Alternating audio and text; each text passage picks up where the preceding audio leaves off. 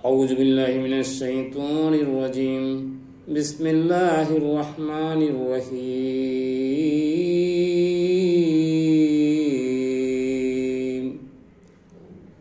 সুপ্রিয় দর্শক এবং শ্রোতাবৃন্দ, আসসালামু আলাইকুম ওয়া রাহমাতুল্লাহ। আমি ভাষণ দেই না, বক্তব্য দেই না।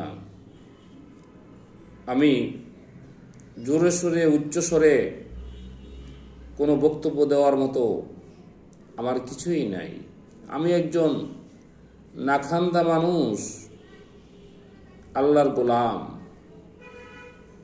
কাজেই আমি হক কথাগুলো সুন্দর সাবলীল ভাষায় বলে দিচ্ছি। আমার এই নম্রতা, ভদ্রতা, এটা আমার আল্লাহর পক্ষ থেকে, আমার রাসূল পাক সাল্লাল্লাহু আলাইহি ওয়াসাল্লামের পক্ষ থেকে।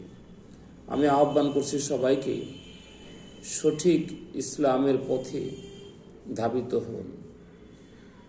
যেখানে সাহাবায়ে কেরাম, শুহাদায়ে কেরাম, ওলিয়ে কামিল, পীর মুর্শিদ এবং পীর মাশায়েখগণ, ওনারা যে পথে চলেছেন, এর বাইরে আমি ইসলাম খুঁজে পাই না।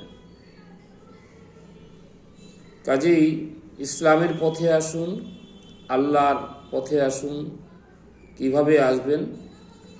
যারা ইসলামের কথা বলেন, আপনি দেখবেন এই মানুষটার ভিতরে রাগ কতটুকু, মেজাজ কতটুকু দেখান।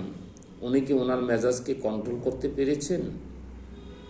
যদি কন্ট্রোল করতে পেরে থাকেন, তাহলে বুঝবেন যে উনি নিঃসন্দেহে আল্লাহওয়ালা। আর ওই আল্লাহওয়ালা ব্যক্তিদের সোহবতে যান।